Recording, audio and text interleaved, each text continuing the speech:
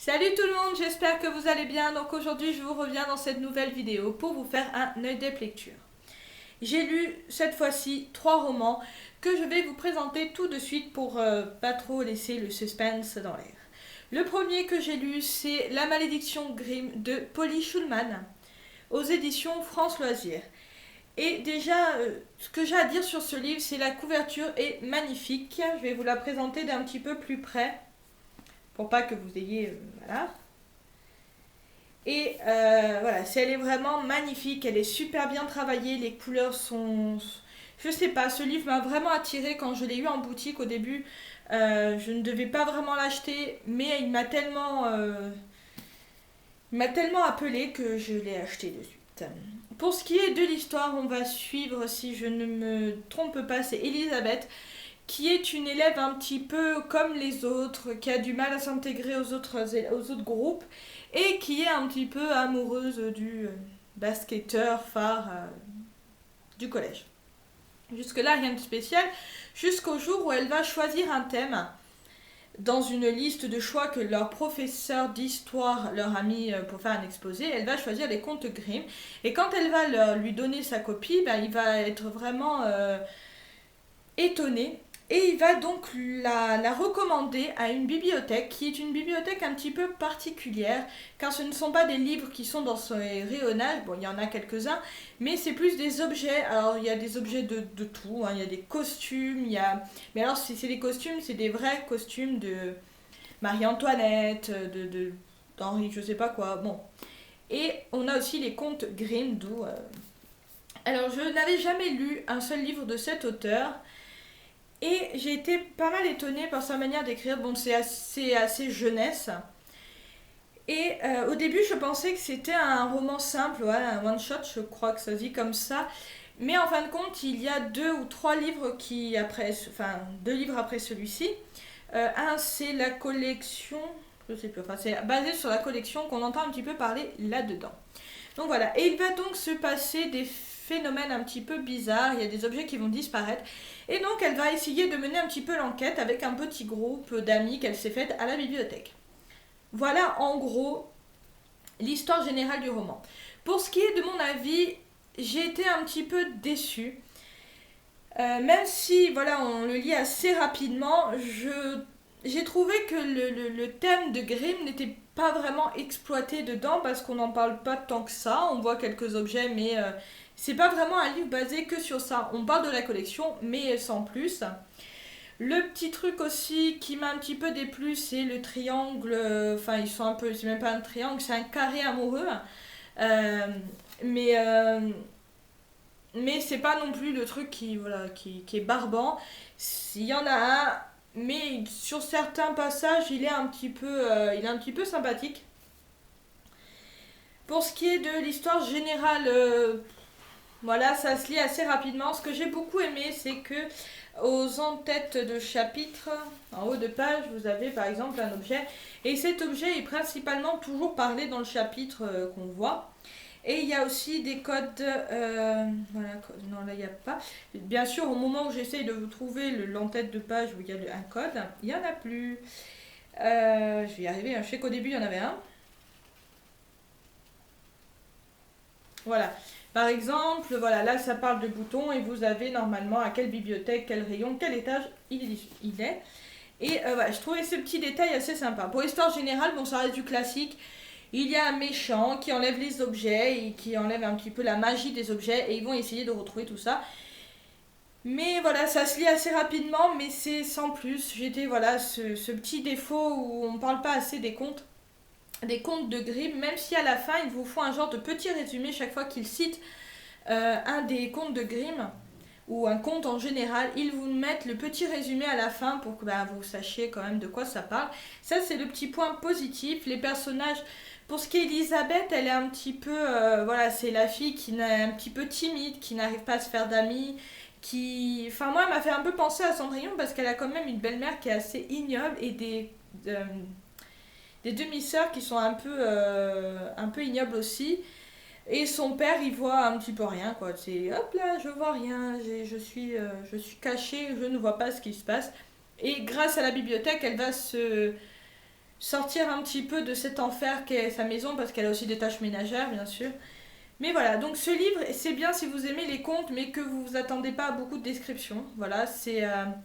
Mais voilà, j'ai quand même pas mal aimé ce roman, ça m'a fait passer un bon moment. Mais voilà, je m'attendais à mieux, et la fin, c'est pour moi, était du... Je m'en doutais déjà. Voilà, c'est pas c'était du déjà vu, mais je m'en doutais déjà. Le deuxième que j'ai lu, c'est Au bois dormant de Christine Ferret-Fleury aux éditions Black Moon. Donc c'est Hachette, si je dis pas de bêtises. Ouais, Hachette, voilà. Et voilà. Pour ce qui est de la couverture, je l'adore. Elle est canon et elle reflète très très bien le thème du livre. Donc pour ce qui est de ce fameux thème, je n'avais jamais lu un seul roman d'elle et je crois que c'est le premier qu'elle a fait. Ou je sais même pas si elle en a d'autres. Je crois que oui, à la fin, il y a... Voilà, oui, elle en a fait d'autres, mais voilà, c'est le premier que je lis. Et j'ai... Mais alors, j'ai adoré, je crois que je l'ai lu en 3 jours. Et j'ai adoré l'histoire principale. Donc dedans, vous vous en doutez, ça va parler de la Belle au bois dormant, mais dans un univers un petit peu tueur en série, thriller, voilà, ce genre de choses. Et j'ai vraiment adoré la manière dont elle a apporté le conte dans cette histoire qui est quand même pas très très banale. Et je crois que je vous ai même pas parlé de l'histoire. Donc l'histoire, en gros, c'est on va par contre les noms c'est Ariane si je ne dis pas de bêtises. On va retrouver donc Ariane qui est une jeune fille de 16 ans mais qui n'arrive pas vraiment à, à se faire d'amis parce que ses parents déménagent pratiquement tous les 2 3 ans. Dès qu'il commence à paniquer, il déménage. Et elle va comprendre petit à petit qu'il panique parce qu'un tueur en série a mis un peu sa tête à prix. Et que quand ce sera le jour de ses 16 ans, il viendra la tuer et l'enlever donc à ses parents. Donc quand elle apprend ça, elle décide de partir pour sauver ses parents et d'essayer de faire tourner un petit peu en bourrique le tueur. Mais voilà, donc tout se passe sur cette histoire-là et les corps sont retrouvés d'une manière à ce que ça fasse passer un petit peu penser à la Belle au bois dormant. Donc voilà, donc ce que je vous disais, c'est que j'ai beaucoup aimé cette histoire. Le tueur en série est vraiment un gros psychopathe, hein, on peut dire ça. Euh, et du coup, il va se passer tellement de choses que vous avez forcément envie de savoir la suite de ce roman. Le seul petit bémol que j'ai pu... Voilà, c'est le lien entre toutes les filles. Je l'ai trouvé un petit peu bof. Mais en tout cas, on retrouve pratiquement tous les personnages. On a les fées qui vont la protéger. Il y a la mauvaise sorcière, c'est plutôt le mauvais sorcier vu que c'est un tueur en série. Il y a le prince charmant, que je ne vous dirai pas qui c'est, hein, parce que j'ai pas envie de vous spoiler, mais voilà, il y a quand même tous ces éléments du conte qui sont réunis là-dedans et je trouve que ça fait un roman, mais fantastique, quoi. J'ai vraiment beaucoup aimé. Vous le savez que je ne suis pas adepte de coups de cœur, c'est très très rare que j'en ai. Mais celui-là pourrait faire partie de mes livres de 2016. Parce que voilà, j'ai vraiment aimé. La manière de penser de Ariane, bon, est un petit peu bizarre des fois. Mais on a aussi le personnage de... je sais plus comment elle s'appelle.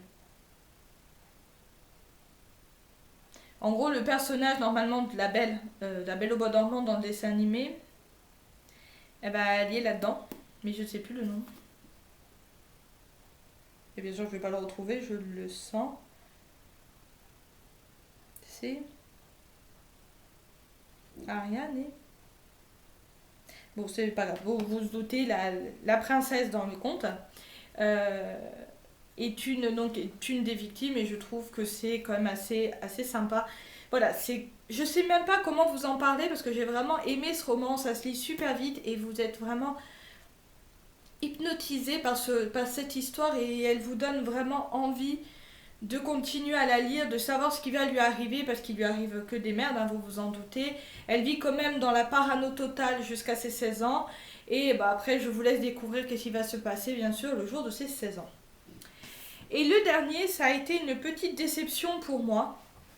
Et vous allez peut-être me jeter plein de cailloux, mais c'est Half-Bad, je crois que ça se prononce comme ça, de Sally Green, aux éditions Milan. Tout d'abord, ce livre, voilà, j'avais été vraiment hypnotisée par la couverture parce que normalement, vous avez un ruban un peu en genre de vieille corde où il y a comment on appelle ça, une petite étiquette où il y a écrit Libérez-moi. Voilà, ce packaging était magnifique et je me suis dit le roman va être super. Donc dans ce roman, on va suivre la vie de Nathan qui est un sorcier. Et malheureusement, lui, il est moitié-moitié, c'est-à-dire qu'il est moitié mage noir et moitié sorcière blanche. Et dans cet univers-là, les sorciers noirs sont un petit peu traqués et tués, parce que c'est vraiment des très vilains sorciers. Et donc lui, il se retrouve un peu dans un engrenage où on ne sait pas si c'est un sorcier blanc ou un mage noir. Et il est un petit peu mis de côté comme la peste. Et donc du coup, bah, il n'y a que sa famille qui l'apprécie un minimum, sauf sa demi-sœur, parce que les autres enfants de sa famille n'ont pas été faits avec le même père. Et donc on va suivre sa petite histoire tout le long, où il va lui arriver pas mal de petits événements qui vont un petit peu le blesser. Donc voilà, comme je vous disais, j'ai beaucoup aimé la mise en scène du roman, mais j'ai été énormément déçue par le contenu. C'est la première fois que je lis cet auteur. Je ne sais d'ailleurs pas si elle a fait d'autres romans. Il faudrait qu'à chaque fois que je vous en parle, il faudrait que je me renseigne. Mais elle ne m'a pas du tout donné envie de continuer à lire la suite. Des fois, elle vous parle comme si, un peu comme le livre dont vous êtes le héros, où on vous tutoie, comme si on vous parlait, ou comme si c'était vous qui viviez l'action. Voilà. Au tout début, c'est comme ça, je me suis dit, ouais, c'est super. Mais après, ça change complètement de sujet, je sais pas si ça se dit comme ça, mais voilà, maintenant, après, ça passe du tu au jeu. Et c'est pas trop ça qui m'a déplu, c'est vraiment le contenu en lui-même, ça manque d'action, je ne me suis pas du tout attachée aux personnages, que ce soit Nathan ou les autres. Voilà, j'ai vraiment été déçue, j'ai eu du mal à le finir alors que bon, il est pas super long. Et voilà, je trouvais que ça manquait beaucoup, enfin ça manquait d'action, de rebondissement, au fait qu'on a envie de lire la suite. Et dans ce livre, je n'ai pas retrouvé ça, mais alors pas du tout. Et c'est ce qui m'a un petit peu manqué, parce que l'histoire en général, oui, il se fait petit peu, même beaucoup torturer. On pourrait avoir pitié de lui, se dire, mais mon Dieu, mais pourquoi il s'acharne autant contre lui? Ben, non, elle n'a pas réussi à me faire vivre ça dans ce roman. Je m'ennuyais, je l'ai quand même fini, mais je ne sais pas si je lirai le tome 2 si un jour il me tomberait dans les mains, ou en PDF, je ne sais même pas s'il existe. Je ne sais pas si je le lirai parce que bah, le tome 1, j'ai pas du tout accroché. La fin, je m'en doutais déjà, ce qui allait se passer. Il y a certains moments où, quand ça se passait, je me disais, je savais que ça allait se passer comme ça. Et donc du coup, bah, aucune découverte, aucune émotion, aucun, voilà, vous aurez deviné que j'ai vraiment pas aimé ce roman. Et bah, j'espère que vous me jetterez pas trop des pierres parce que c'est vraiment, enfin en tout cas, il me tentait énormément. Et quand je l'ai lu, bah, j'étais contente, je me disais tiens, ça y est, je vais enfin le lire, je vais enfin savoir qu'est-ce qui se passe. Et on dirait que dès que j'ai enlevé le ruban, bah, ça a rompu le charme en fait, et bah, ça a tout cassé et j'ai pas du tout aimé.